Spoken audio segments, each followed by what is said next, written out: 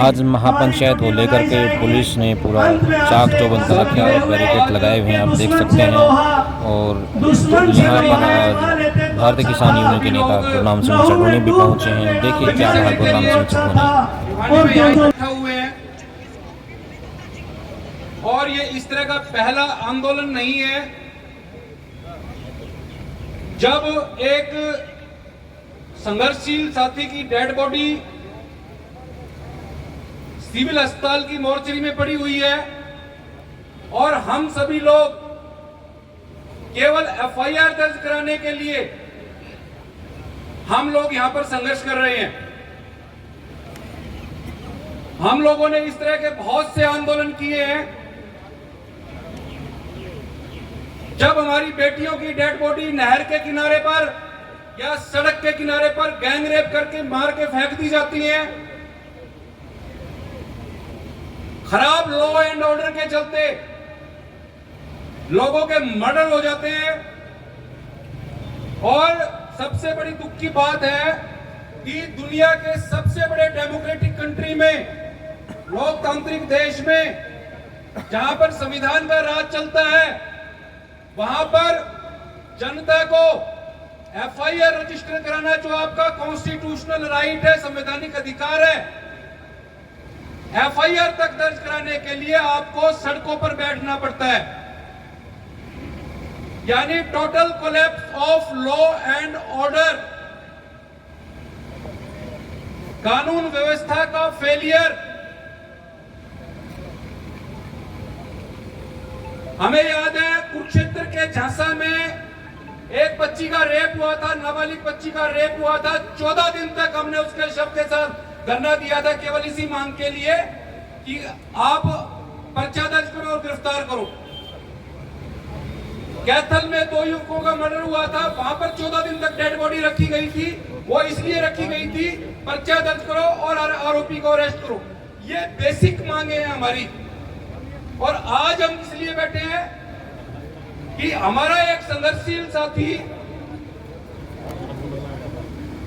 जो पिछले कई सालों से गांव रोहनाथ को शहीदी का दर्जा दिलाने के लिए जो पहले की सरकार ने जमीन देने का वादा किया था, उस वादे को पूरा कराने के लिए संघर्ष कर रहा था।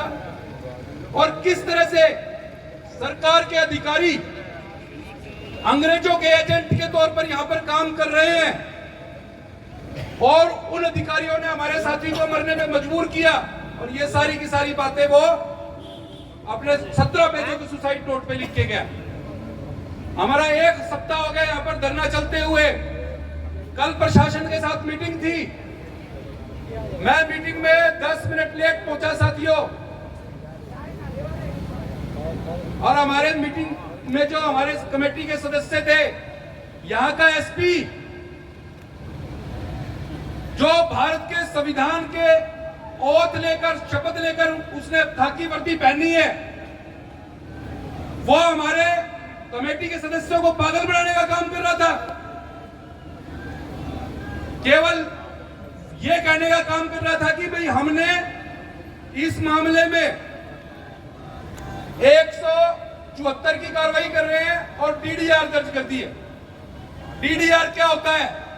जब पुलिस वाला किसी सरकारी काम के लिए थाने से बाहर निकलता है या सरकारी काम को करके थाने के अंदर आता है, तो उस डीडीआर डेली डायरी रजिस्टर में एंट्री होती है। इतने बड़े क्राइम की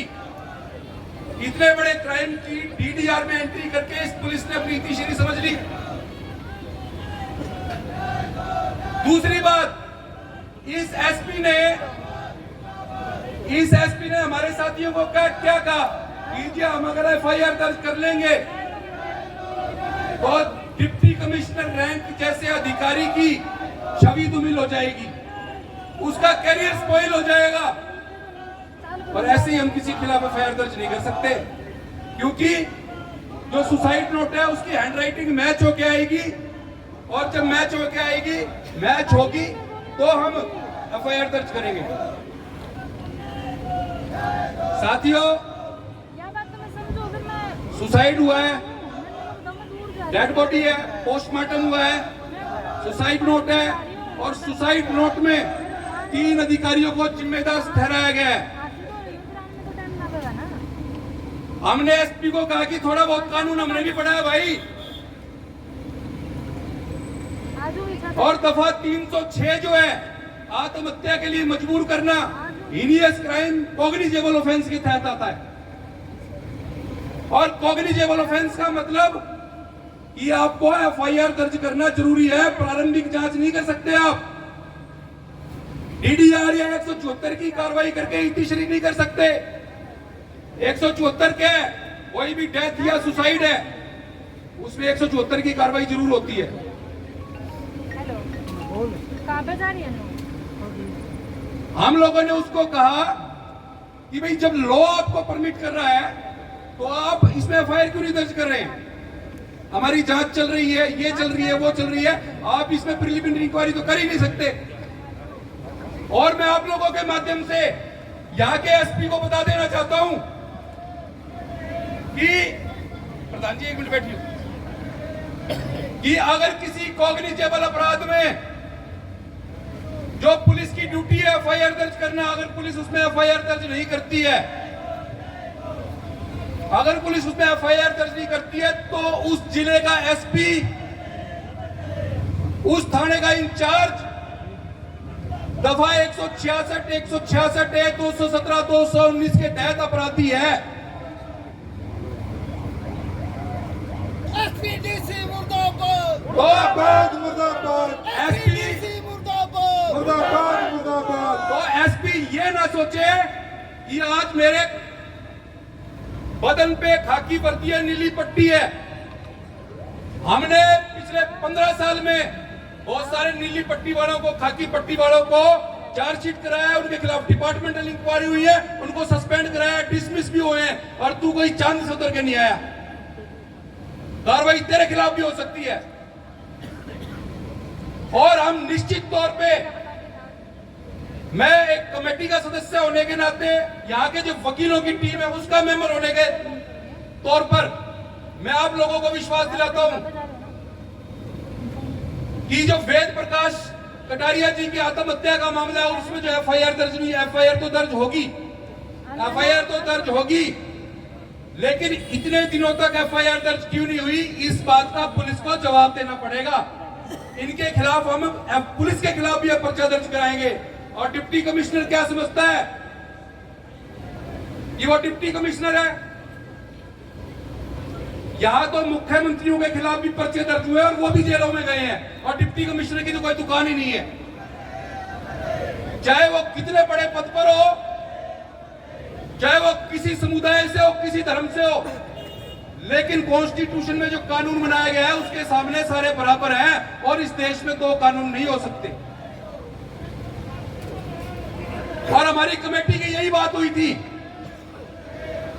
और हमारी कमेटी की यही डिसाइड किया था कि अब इस मैटर में चाहे गांव का शहीदी का दर्जा देने का मामला हो, या फिर हमारी अन्य मांगे हो, जो परिवार को कंपनसेशन या रिहेबिलिटेशन का मामला हो, हमारी सारी की सारी मांगे सेकेंडरी है। हमारी जो प्राथमिक मांग है, मेन मांग है, मुख्य मांग है, वो ये है कि डिप्टी कमिश्नर, डीआरओ और वो कानूनगो का जिसका सुसाइड नोट में वेद प्रकाश जी खून से नाम लिख के गए हैं, उनके खिलाफ एफआईआर दर्ज होनी चाहिए। और साथियों, आप लोगों को विश्वास दिलाना चाहता हूं, कमेटी का मेंबर होने के नाते हमारी अभी मीटिंग होनी है। और साथियों, हम लोगों ने आप लोगों को केवल यहाँ पे इसलिए नहीं बुलाया कि हम यहाँ पे खड़े होकर भाषणबाजी करेंगे और आप अपने घर चले जाओगे, हम अपने घर चले जाएंगे। हमारे एक परिवार के सदस्य की डेड बॉडी सिविल अस्पताल में पड़ी है। मीटिंग में कड़े फैसले लिए जाएंगे, सरकार की चूल्हे हिलाने वाले फैसले लिए जाएंगे। और मीटिंग के बाद आप लोगों के सामने सारी की सारी चीजें बताई जाएंगी। और इसी के साथ मैं आपसे उम्मीद करता हूं कि जब तक हमारी मीटिंग होगी आप यहां पे बने रहेंगे और वक्त अगर भाषण देते रहेंगे। सभी को जय भीम, जय भारत।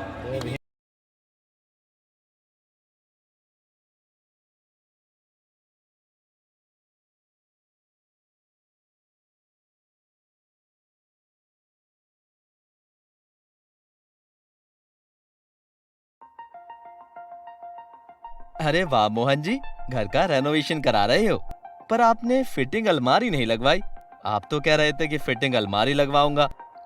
भाई कैसे लगवाता, कोई मिल ही नहीं रहा है जो दीवार पर अलमारी फिटिंग कर दे। अरे तो आप इसके लिए अमित रेणु जी की शॉप सिमरन स्टील इंडस्ट्री से संपर्क तो करते। ये तो एक काम में माहिर हैं। ये दीवार में अलमारी फिटिंग का काम बड़ी कुशलता से करते हैं। पता ही नहीं पड़ता कि दीवार में अलमारी लगी है, अलमारी में दीवार। और भाई इनके यहाँ हर आइटम अफोर्डेबल प्राइस में हर समय तैयार मिल जाता है, या ऑर्डर देकर भी बनवा सकते हो। मैंने इन्हीं के यहाँ से ही तो लगवाई थी अपने घर की दीवार में अलमारी, भूल गए क्या? हाँ भाई, पर इनका नंबर नहीं था मेरे पास। मैं देता हूँ ना, आप 7082382382 पे कॉल करो या स्क्रीन पर दिए एड्रेस पर विजिट करो।